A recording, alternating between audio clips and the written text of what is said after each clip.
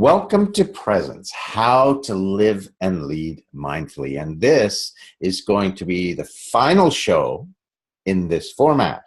Next week, we've got some exciting changes for you, but we'll be talking to you about that at the end of the show. We're going to change the day that we're broadcasting on. We're also going to change the format a little bit to make it a little more interesting and useful for you. So please join me. I'm Ravi Tangri, and I'm here in Halifax, and this is my co-host, Holly Duckworth in Colorado. Hi there, Holly. Great to see you, Ravi. Yes, we're looking forward to serving our listeners in new ways. So it's going to be a great November, the great month of appreciation and gratitude. But today we have a fantastic show planned. We're going to wrap up this 4-part series on presencing with a discussion around the idea of opening to will. What is will, and what is willpower, and how do we utilize these things, and do they go together or do they not go together?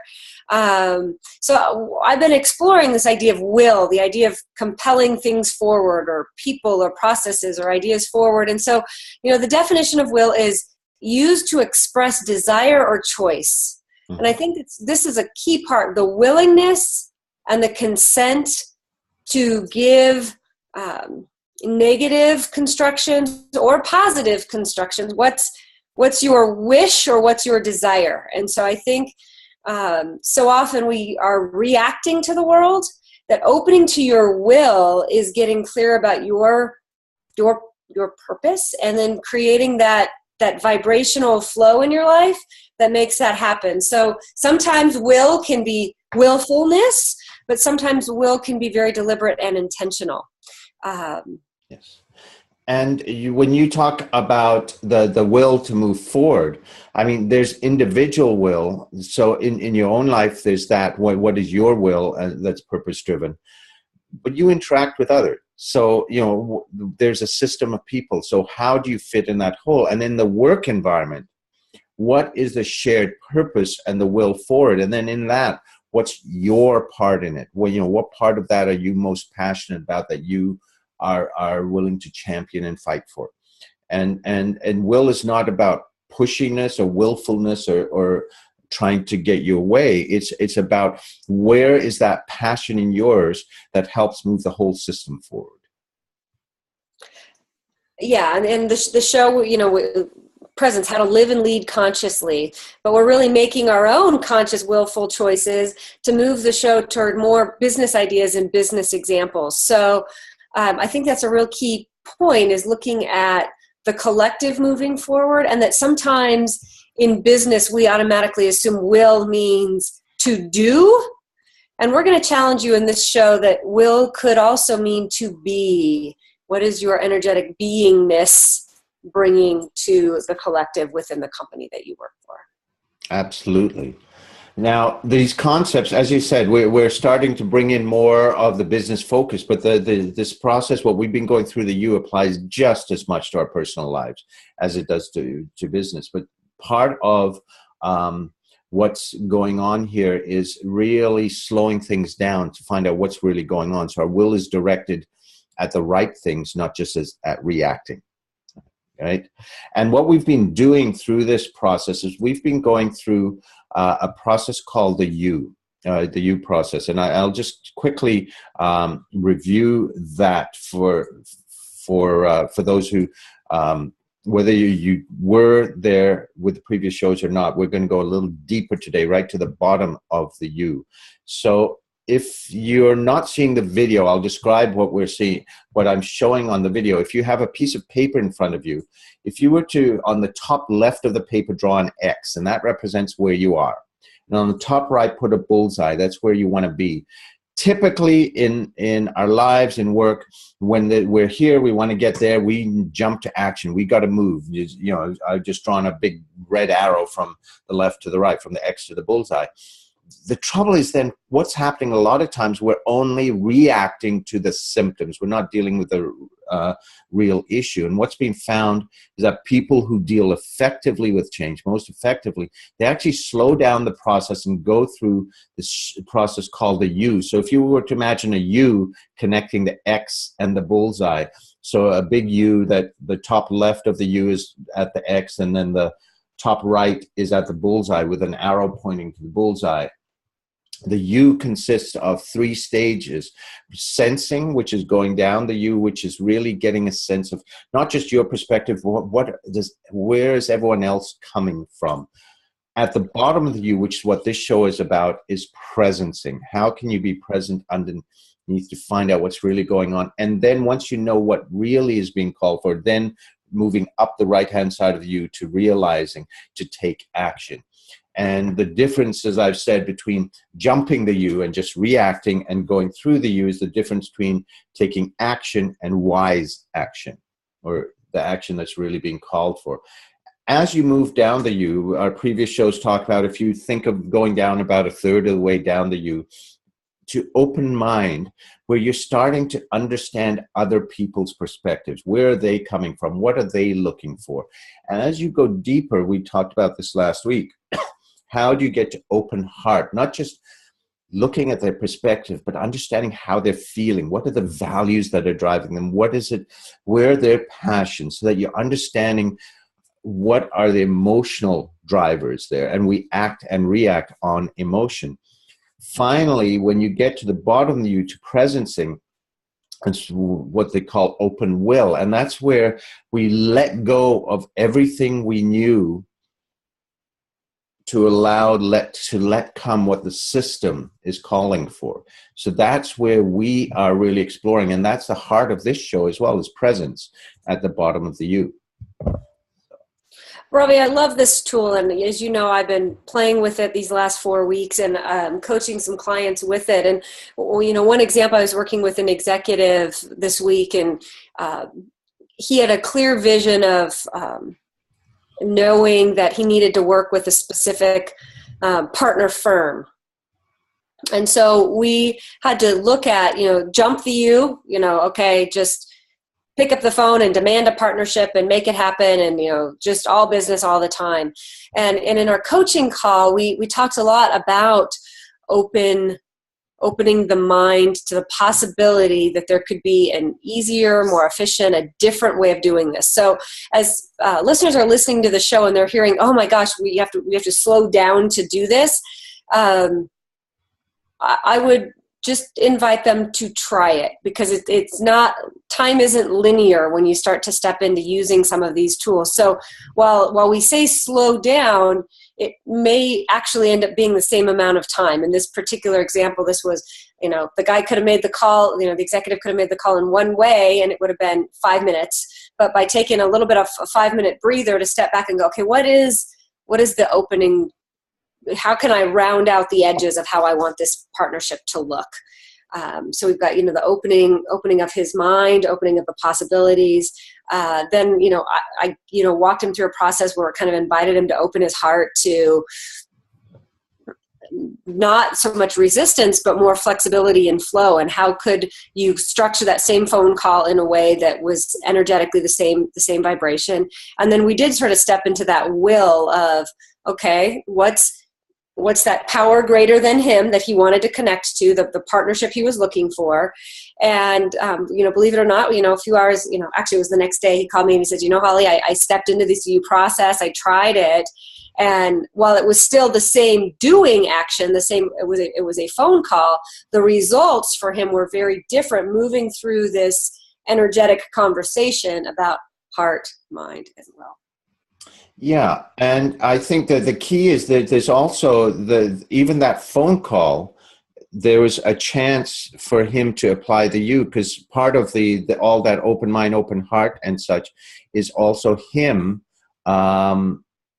hearing where they are coming from. So it's not just about him, it's about the system, right? So that I would suggest that you're doing that, opened up the chance for him to change the conversation, so that the call allowed him to hear more of them and then find that common ground to move forward. That was exactly what happened. Yeah. In fact, we joke sometimes, what's the story you're telling yourself about X experience? And, he'd read an email and he was telling himself negative based on the results of this email. And then, we opened to that possibility that, again, that sort of rounding out the edges piece, and then come to find out the story he had been telling himself wasn't true. The other side didn't have the data that he thought they had. And then they came back, and the system, as you said, resolved itself to being exactly what this executive wanted. Yeah. And another example, and this is where it's so critical to hear and understand and feel where the other parties are coming from. I worked recently with an organization where there was a lot of headbutting, which typically happens between head office and branches.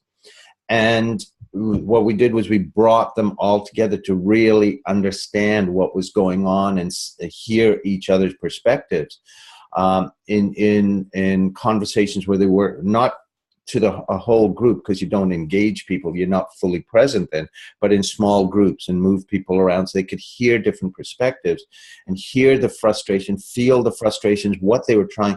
And what they finally realized was the head office was being adamant about the regulations, and they basically became an extension of the regulator, and they were getting in the way of the branches serving the customer. And so what happened was, so the customer was getting lost, and so business was being jeopardized.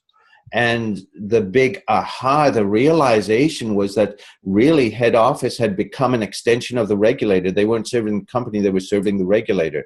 That was a massive aha at the bottom of the U that happened for them.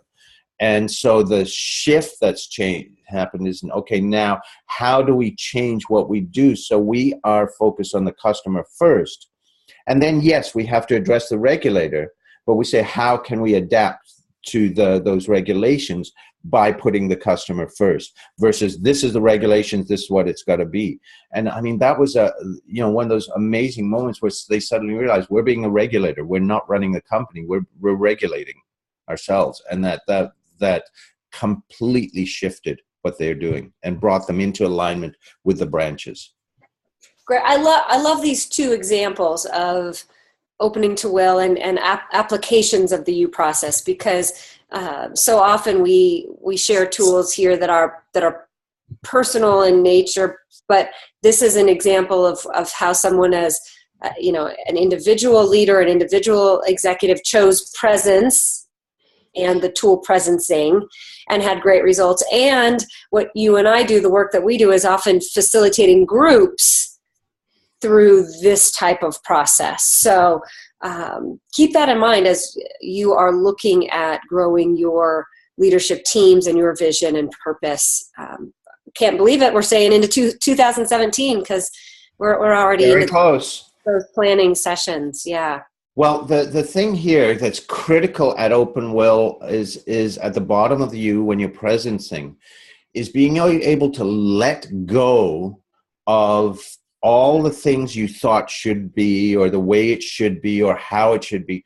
It's to let go of all that baggage and to simply be present, to slow down, to be mindful, to hear, and you see, and to let come. And the letting come for the people at the head office here was to suddenly realize the aha was, oh my God, we're being the regulator. Huge change, that completely changed their outlook, their philosophy, and now their strategy. But they could not have gotten there until they'd stopped to really hear the frustration, start to sense the system. And it's really about letting go, because for them, they were adamant about, we've got to keep the regulators off our back. We got to do this. And they were so set, this is the way it's got to be, that they could not hear or sense what they were doing. They didn't see the damage they were doing to the company.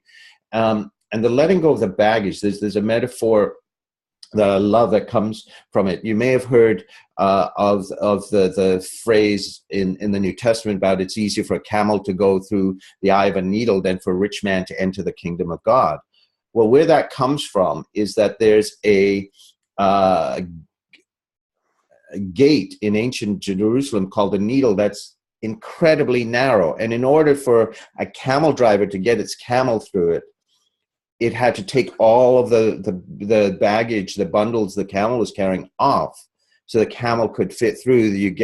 and then you can reload it later. So it's about letting go of that baggage so you can pass through the needle, and then letting come to really feel and sense what's going on in the system, and see, let come. This is not an intellectual process. The bottom of the U is totally about being present, not trying to fix it, not trying to rush it, to what is really happening here until the aha comes. And then you can start moving up the U to realizing.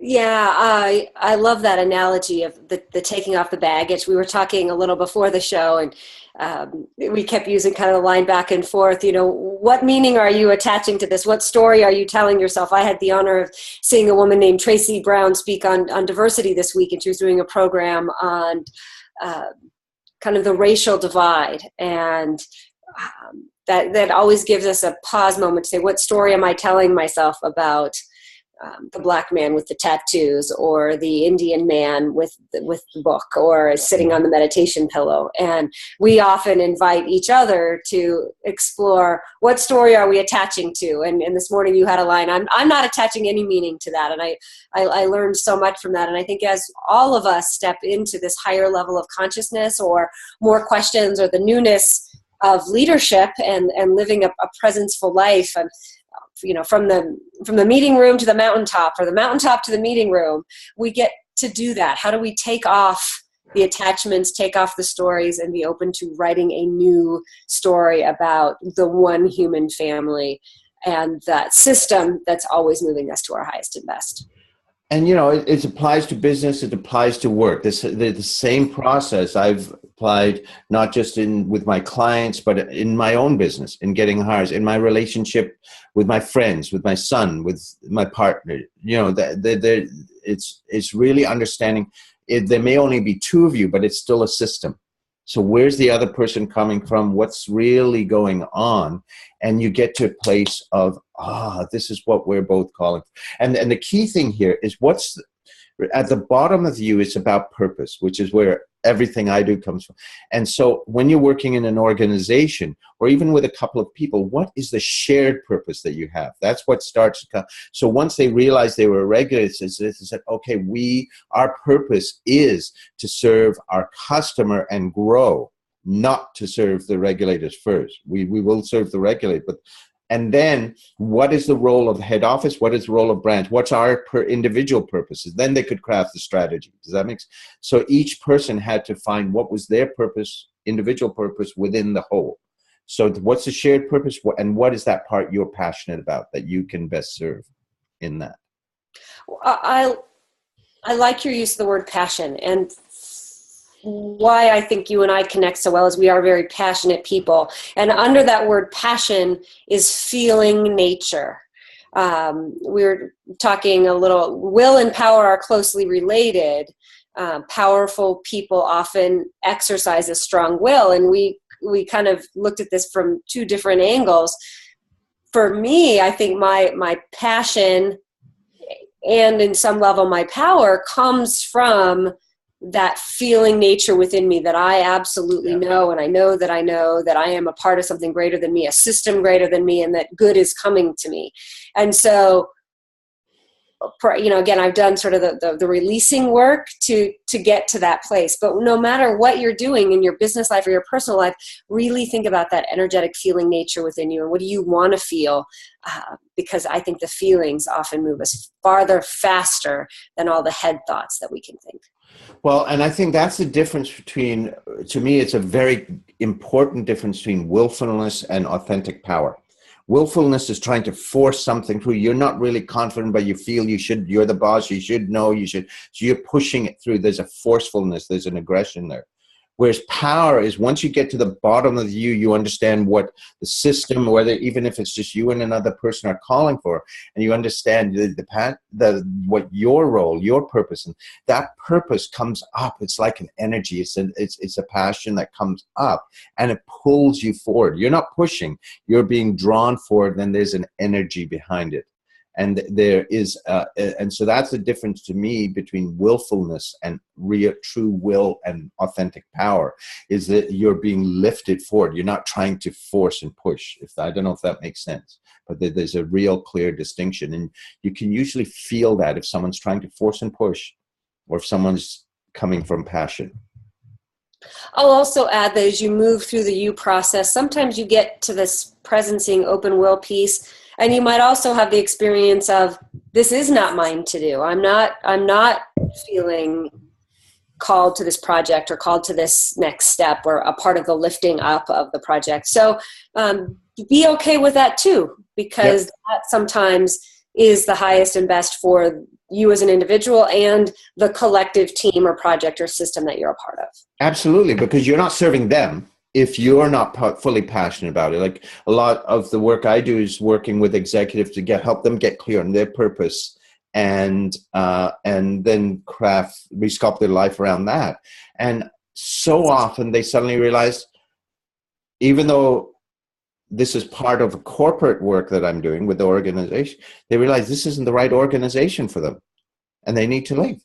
And that's absolutely right for the organization, because you've got someone in there who's not doing the fullest amount, no matter how much they really want to. If this is not where they're aligned, they're still holding themselves back. Let them find where they can be more passionate, more purposeful, more productive, and you will find the right fit for you that is doing that.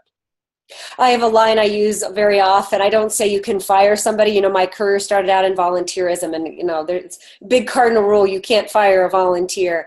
And sometimes HR departments and corporations get a little nervous about firing somebody, but I like to say you can repurpose them outside the organization, meaning you bring a lot of great skills to the table. They're just not necessarily the skills that fit for us and for our organization. So you're repurposed onto a new path. So we're going to we did a couple tips, but more than anything, our tip for this show on opening will is go through the U process. Give this a try. Be willing to recognize there's not a shortcut, but as you open your heart and your mind and your will to the larger question and the connection either within you and your own purpose, or you and your system or your team's purpose, and let go to something higher and better, we know that you'll get better results in more profitable companies. Absolutely. And, I bring a little Yoda thing to that and say, there is no try, do or do not. And the key is there's no shortcut to get to that aha that we did with that, like I did with that company, like you did with your client. You have to make the time to go through the U. And even though that can seem to take longer, guess what? It takes way less time than sorting out the mess from jumping the U, which is what the normal modus operandi is. So in the long run, it takes a lot less time. And as a friend of mine says, we don't have time to do it quickly, right? So jumping the U means you create a lot of caca you got to sort out that takes way longer. So take a look at the other 3 shows that we've got on going through the U, and make the time to do that. Try it out in simple situations. You start to feel it and get the sense of how it flows. Wonderful. Well, I'm glad we had an opportunity to review this process and share it with our friends out in Facebook and LinkedIn and social media land. New format in November. We're looking forward to sharing more with you about that. Yeah, what we're going to do, what we're being called to do from what we've heard is people are looking, first of all, initially for tighter format. So what we're going to do is we're going to tighten the show to 7 minutes. And we'll be able to give you some real solid content, and then a tip or 2 right there, boom. And then if you want to go deeper, we're going to give you a chance on the same topic to subscribe to a deep dive on that topic. And every week you'll get a 10, 15-minute show that goes even deeper with much more information, many more tips. We're also changing the day so that you will get the basic present show, the one that you can still get for free, will be coming out on Tuesdays starting next week, so November 1st. And we're going to be talking about creating presence in the chaos. We know that the holiday season, they're coming. Sometimes we manifest, we create, oh my God, it's going to be a chaotic holiday season, and we're going to talk about how to create presence and purpose and passion and powerness in spite of the chaos. Yay. Well, thank you, Holly. Have yourself an amazing Halloween to you and to all of our listeners. I will. And we will see you all on Tuesday. Have a great weekend, folks.